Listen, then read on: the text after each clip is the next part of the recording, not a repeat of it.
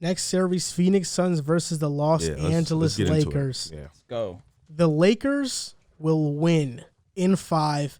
Listen, Phoenix Suns fans, you had a nice season. Congrats. Second seed. That was awesome. But it all ends soon. This season ends soon. And the Suns' biggest mistake was not drafting Tyrese Halliburton. And I know it's super off topic because we're talking about the playoffs, but when you're talking about the Phoenix Suns, who have an older point guard in CP3, who will be on a 1-year deal next season, he's going to accept that option. It's $44 million. No way he doesn't accept it. Mm-hmm. He will be on the team, but how much longer do you have? Can you rely on CP3 to hold down that point guard position? I think 2 to 3 seasons max. And who's going to step in that role? I don't see Cam Payne doing it, and I don't see Javon Carter. That's where they missed. And Jalen Smith right now has really been a non-factor. We'll see if he develops. But let's talk about the playoffs now. It'll be the Lakers in 5. I mean, LeBron obviously is the best player in that series by far. Yep. Anthony Davis is the second best player in that series also.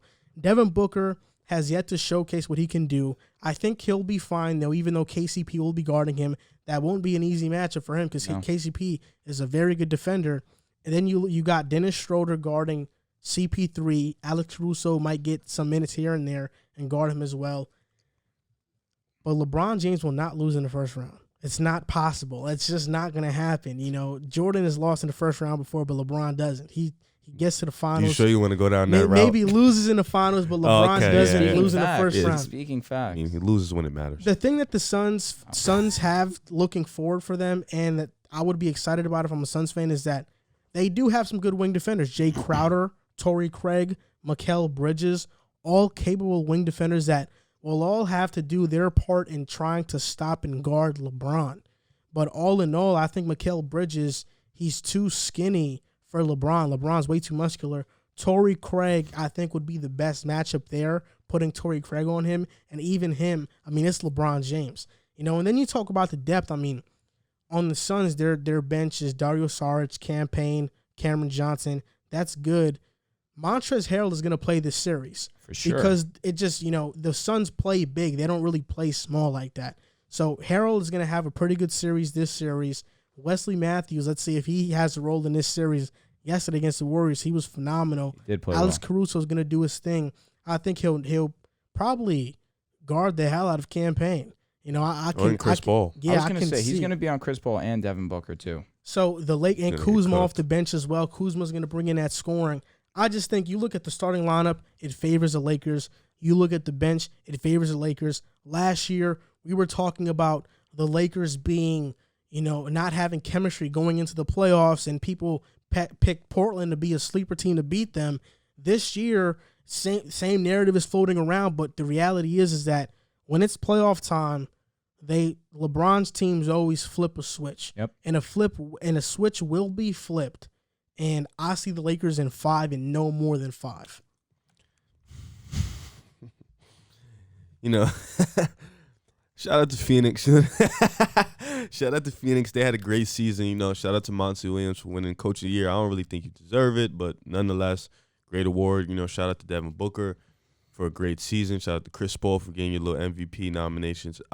This reminds me of the childhood days when, you know, Chris Paul, LeBron James, first time they seen each other. I wish we would have got to see LeBron and D-Wade back when it's Cleveland and Miami.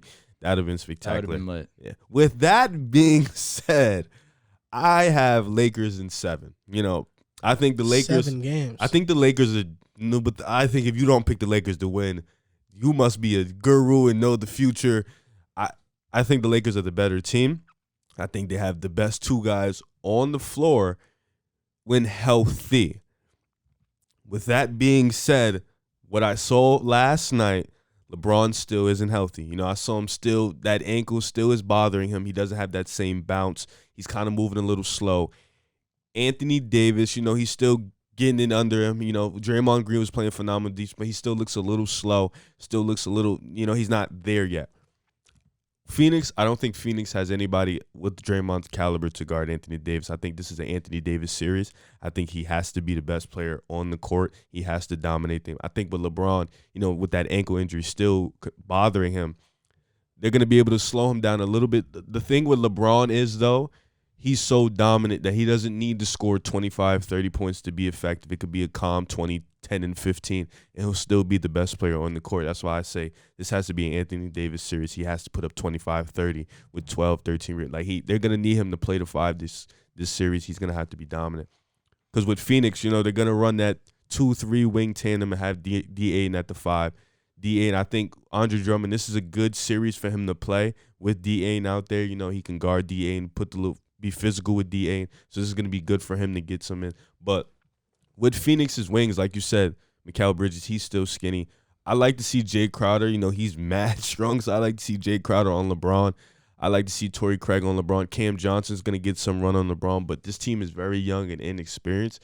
But I think Chris Paul, he's going to be the difference maker. And I think Devin Booker, that backcourt, I think is really above and beyond the Lakers backcourt, with LeBron being at the 3. I think Chris Paul and Devin Booker are way better than Dennis Schroeder and whoever they plug, Kentavious Caldwell-Pope. I think they're better. So I think Devin Booker is going to be able to, isolate and get that and win that matchup. But I think with the Lakers still figuring out, even last night you saw offensively they didn't look well. So I think still them figuring it out, them still being a little banged up, I think it's going to be a dugout, drag-out dogfight. So I got Lakers in 7.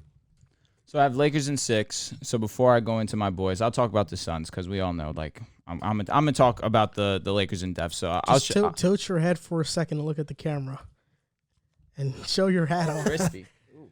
That's a clean hat. Anyways, Suns are not the matchup I would have loved. Truthfully, I would have liked to get into that 6th seed. I would have liked to play the Nuggets instead. Suns are a scary team. They have a lot of depth. We talked about Chris Paul. We talked about Devin Booker. We talked about DeAndre Ayton. That's a really firm 3.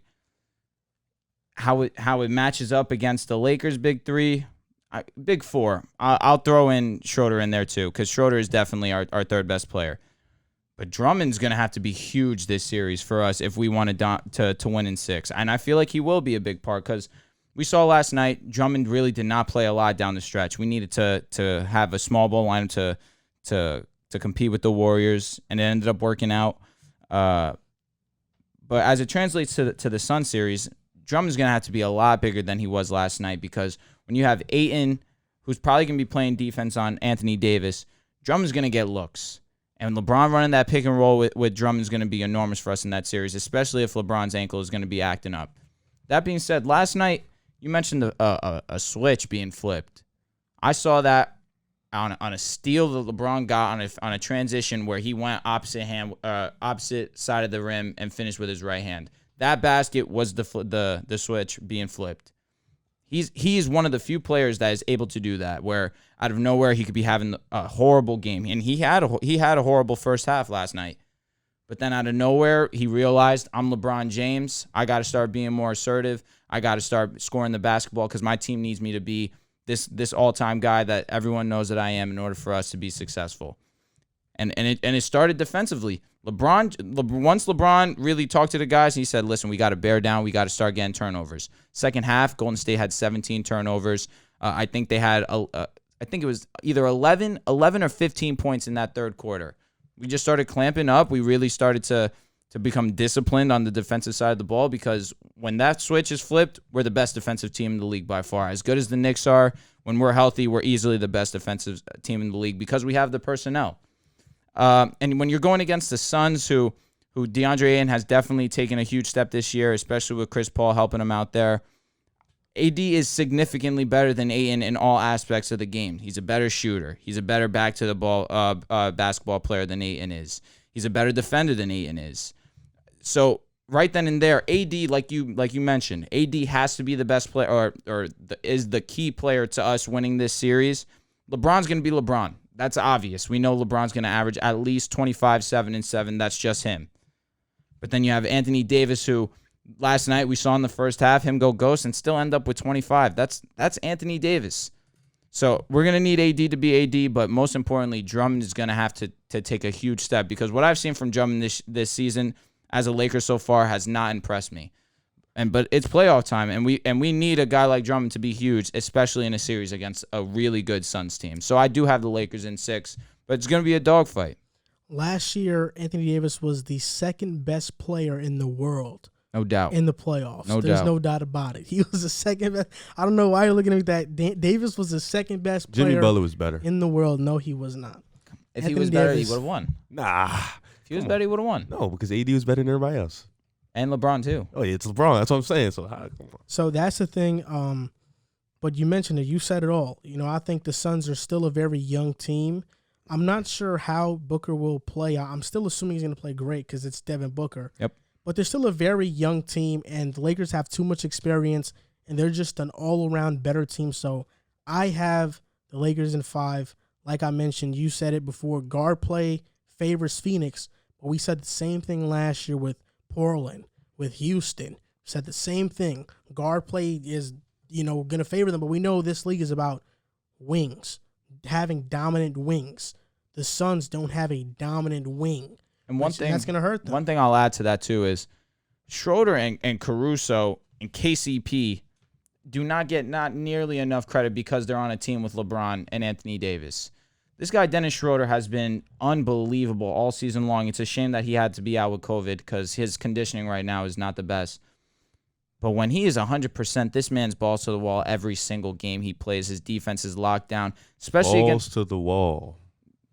That's wrong. You No, never that's heard cool. that? No, yeah, do no, your that's thing. him. And Caruso's the same way. Caruso last night was What? huge for us in our game okay. last night. Did you guys see that play where he it was him and LeBron on a transition? Oh, yeah, I remember. And he was gonna oop it, it looked like he was gonna oop it to Bron. He ooped it to himself.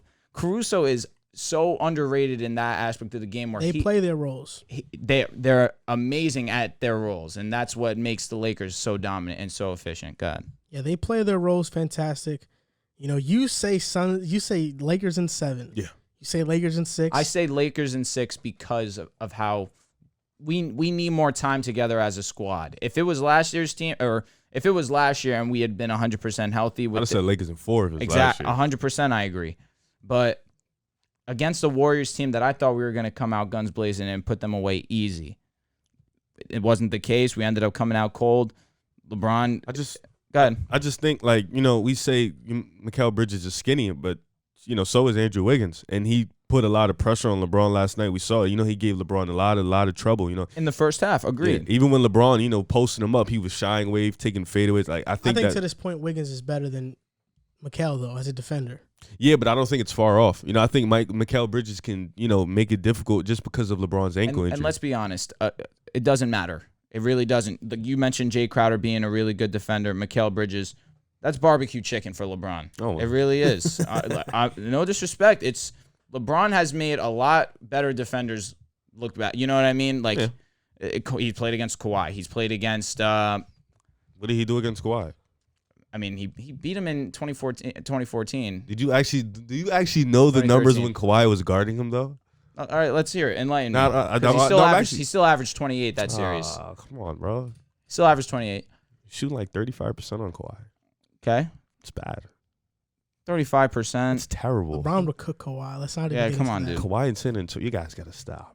Let's not get into that. LeBron gets would frustrated cook when Kawhi. Kawhi comes Either way. Andre Iguodala is another name. That's who I was thinking of. Yeah, you could talk about him. Yeah, like the fact that they made him Finals MVP when LeBron averaged 38. It's just they're looking for something there. Regardless, those are better defenders that I've seen play on LeBron than Mikal Bridges and Jay Crowder. So I'm not, and that's what I mean by that. I'm not worried about those guys. What do you think they're going to put on AD? Ayton. You have to put Ayton on him. Then who's on Drummond? Exactly. That's the mismatch.